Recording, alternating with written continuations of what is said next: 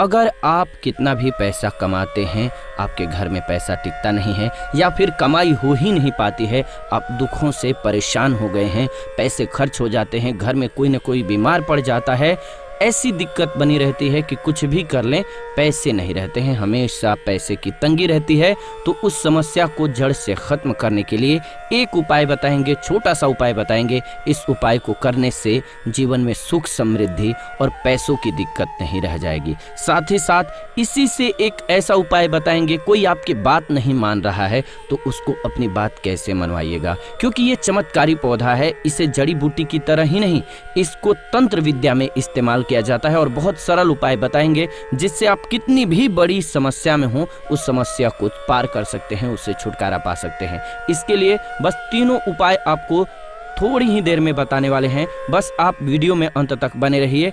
इसके साथ साथ आपको सुख समृद्धि के लिए उपाय बताएंगे कि आपको धन वैभव कैसे मिलेगा। इन तीनों का उपाय थोड़ा थोड़ा अंतर होगा करने में, लेकिन इस उपाय को कर लेंगे तो आपके जीवन में पैसे रुपए की दिक्कत नहीं रहेगी। आप ये कह सकते हैं कि पैसे को ये चुंबक की तरह खींचता है। जी हाँ, बिल्कुल सही सुना आपने। क्यों? क्योंकि इस पौधे पर माता लक्ष्मी का वास होता है, भगवान विष्णु का वास होता है, साथ ही साथ भगवान शिव और शनि देव का वास माना जाता है इस पौधे पर, और हनुमान जी तो साक्षात कलयुग के देवता हैं। और सबसे बड़ी बात, इसकी जड़ में माना जाता है कि माँ गंगा बसती हैं। जी हाँ, इसीलिए इसकी जड़ के तो इतने सारे फायदे हैं जिसका आप अनुमान तक नहीं लगा सकते। अगर किसी को संतान नहीं हो रहा है, बच्चा नहीं हो रहा है, दाम्पत्य जीवन में प्रॉब्लम आ रही है, आप बस इसकी जड़ को लीजिए और सुखा लीजिए और उसको जला दीजिए और इसकी राख को घी में मिला करके सेवन कराइए महीने भर। देखिए उसको बच्चा होने के चांसेस जो है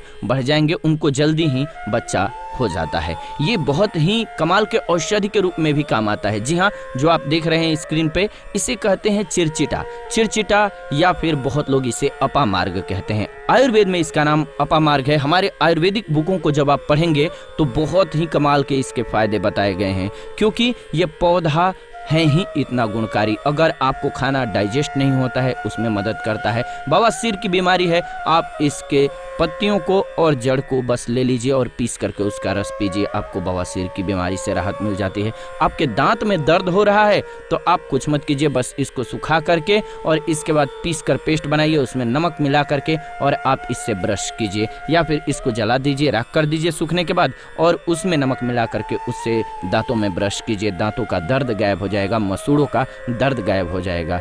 इसीलिए इसको अमृत के समान कहा गया है। धरती पर ये देवताओं के द्वारा समझिए एक प्रकार से वरदान के रूप में मिला है। हम सभी मानवों को इसका लाभ उठा सकते हैं। आयुर्वेदिक लाभ तो अनगिनत हैं। अपामार्ग के बारे में आप भी जानते होंगे छोटे मोटे उपाय। जरूर बताइएगा कि आपकी साइड इसको कैसे इस्तेमाल किया जाता है, अपामार्ग को, जो ये पौधा देख रहे हैं, और इसे क्या कहा जाता है आपकी साइड। और आप अपने एरिया का नाम भी लिखिएगा, अपने एरिया का नाम लिखिएगा और साथ ही साथ इसको क्या कहा जाता है कमेंट में लिखिएगा। इससे अन्य लोगों को भी पता चलेगा कि आखिर इसको क्या कहा जाता है और किस एरिया में क्या कहा जाता है, सबको पता चल जाएगा। तो जरूर कमेंट कीजिएगा और एक काम कीजिए, वीडियो को लाइक कर दीजिए, क्योंकि वीडियो को लाइक करेंगे तो मुझे खुशी मिलेगी। और कमेंट में ओम नमः शिवाय जरूर लिखिएगा। क्यों, आगे हम आपको बताएंगे क्यों नमः शिवाय का आपको जाप भी करना होगा, ये उपाय आपको बताएंगे। लेकिन अभी बात कर रहे हैं, इस पौधे को भगवान का वरदान प्राप्त है। जी हाँ, इसीलिए इस पौधे पर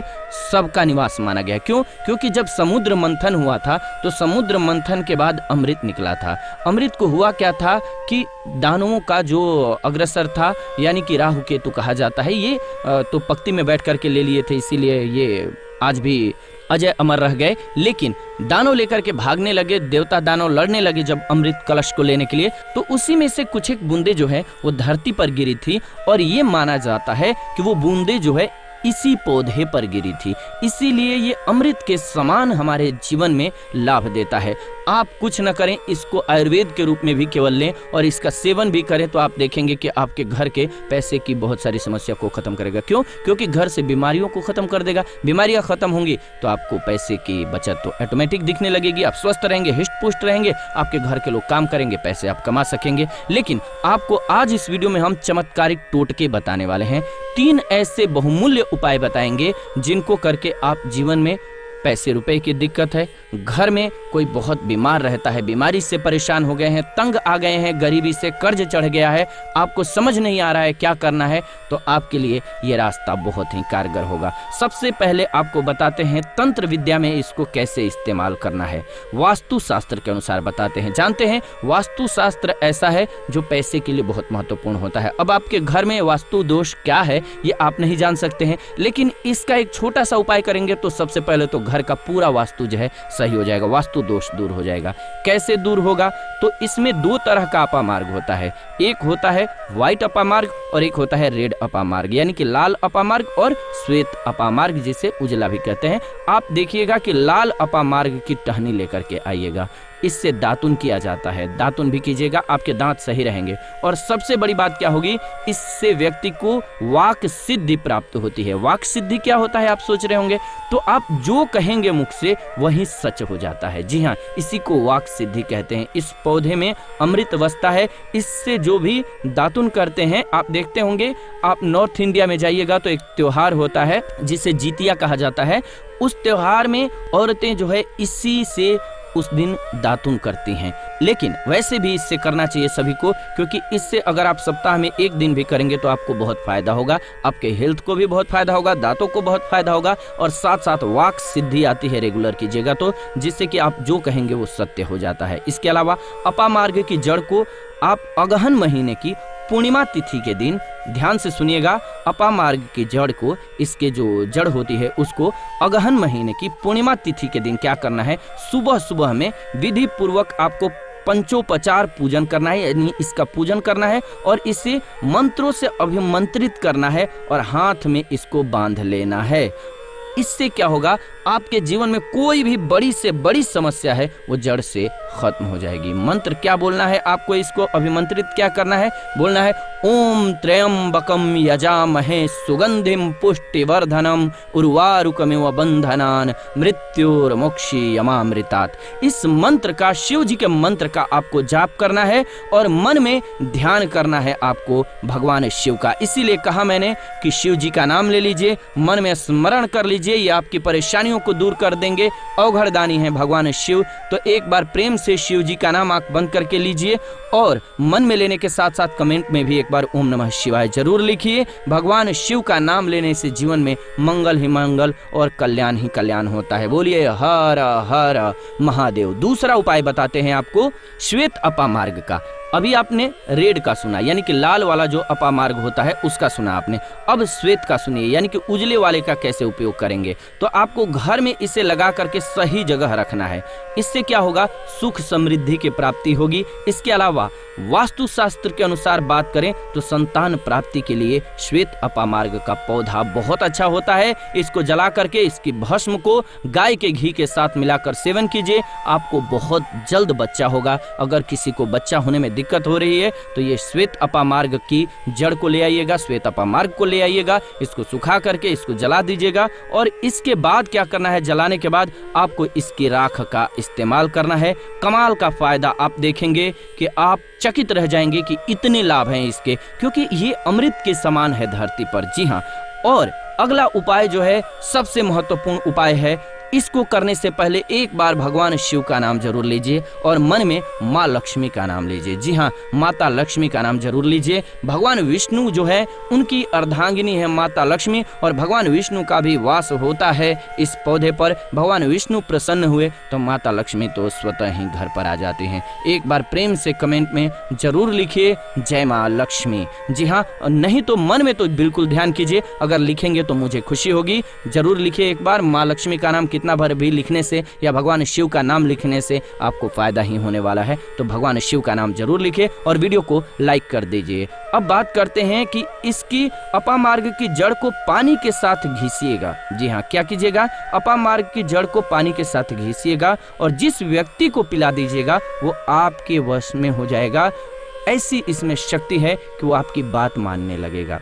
रविवार के दिन पुष्य नक्षत्र में इस पौधे को जड़ सहित उखाड़ लाइएगा। क्या करना है, रविवार के दिन पुष्य नक्षत्र में इस पौधे को जड़ के साथ आपको उखाड़ करके लाना है। इसके बाद गर्भवती महिला की कमर पर मजबूत धागे से बांध देना है। ये जड़ सरलता और शीघ्रता का प्रभाव उत्पन्न करेगी, यानी कि उनको जो भी दिक्कतें होने वाली हैं उसको दूर कर देगी। अब मेन उपाय की बात कर लेते हैं कि अगर आपको जीवन में पैसे की दिक्कत है, रुपए पैसों की दिक्कत है, तंगी है, तो ये उपाय बहुत ही गौर के साथ और ध्यान के साथ सुनिएगा। आपको इसकी पत्तियों का रस तो पीना ही है, इसकी जड़ का रस तो पीना ही है, आधा चम्मच। आप कोशिश कीजिए कि ला लीजिए और कोशिश कीजिए 15 से 20 दिनों तक आप लगातार इसका सेवन कीजिए। आप खुद अपने जीवन में बदलाव देखेंगे। लेकिन आपको उपाय क्या करना है एक वो समझ लीजिए। सबसे पहले तो आपको जाकर के धूप बत्ती लाना है, यानी कि अगरबत्ती लाना है, पूजा का पूरा सामान लाना है। इसके बाद इसको कहीं से भी अपामार्ग को उखाड़ करके लाइएगा, जड़ से उखाड़िएगा, ध्यान रखिएगा। जड़ से उखाड़ने के बाद लाने के बाद आप अपने घर के मंदिर में, चाहे वहाँ भगवान शिव हो या हनुमान जी हो, बालाजी या माता रानी हो, जो भी हैं, लेकिन ध्यान रहे भगवान शिव हैं या फिर माता लक्ष्मी के विष्णु भगवान हैं तो बहुत अच्छी बात होगी। लेकिन विष्णु भगवान की मूर्ति कम चांस रहता है कि घर में हो, तो फोटो होगा तो उसको वहाँ पर रख लीजिएगा। इसके बाद क्या करना है, वहाँ पर बैठ करके आपको बस कुछ नहीं करना है, इस जड़ को रख देना है, धूप बत्ती जलाना है, भगवान शिव की पहले आराधना करनी है, अच्छे से माता लक्ष्मी की आराधना करनी है, मन में ध्यान करना है, पूजा करना है, माता लक्ष्मी का पूर्णतः ध्यान करना है। इसके बाद क्या करना है, पहले अपनी गलतियों को बोल देना है कि हे भगवान, मैं कुछ नहीं जानता, मैं अबोध हूँ, मुझे ज्ञान नहीं है, मुझसे जो भी गलतियाँ जाने अनजाने हुई हो इस धरती पर, उन सभी से हमें बरी करें, क्षमा करें। मैं कोशिश करूँगा कि आगे से ऐसी गलतियाँ न हो, मैं अपने जीवन में सही कार्य करने की कोशिश करूँगा। इसके बाद ईश्वर से कहिए, हे ईश्वर, हे महादेव जी, मेरे जीवन में जो भी कलेश हैं, जो भी दिक्कतें हैं, पैसे रुपए की तंगी है, वो मेरी दूर कर दीजिए, परेशानी को दूर कीजिए, भाव से पार कीजिए। हे प्रभु, आप मुझ पर कृपा बनाए रखिए। आप देखेंगे कि सरलता के साथ, सरल हृदय हैं हमारे भगवान शिव भोलेनाथ जी, आपके जीवन से परेशानियों को दूर कर देंगे, जड़ से मिटा देंगे परेशानियों को। घर में पैसे की, रुपए की तंगी जो है, गृह कलेश जो है, ये होगा नहीं, ये सब दूर हो जाएगा और मन में आपके उमंग आएगा, खुशी आएगी। इसके साथ साथ अगर आप चाहते हैं कि लक्ष्मी प्राप्ति हो तो क्या कीजिएगा, छोटा सा उपाय एक और कीजिएगा। ये जो जड़ आपने वहां पर रखा है, चढ़ाया है, इसकी जड़ को काट लीजिएगा थोड़ा सा, और इसके बाद इस जड़ को आपको क्या करना है, तिजोरी में ले जा करके रख देना है। थोड़ी सी जड़ को आपको जहाँ पर पैसा रुपया होता है वहाँ पर रख देना है। और इसके साथ एक उपाय क्या करना है, देखिए उपाय इसके बहुत सारे होते हैं, लेकिन अभी बस पैसे के लिए हम आपको ये वाला बता रहे हैं। इससे पीछे मैंने उपाय अलग बताया, इससे पीछे वीडियो में मैंने एक अलग उपाय बताया था, उसमें अलग समस्याओं को दूर करने के लिए। ये पौधा बहुत ही कमाल का है, बहुत सारी समस्याओं को जड़ से खत्म करता है।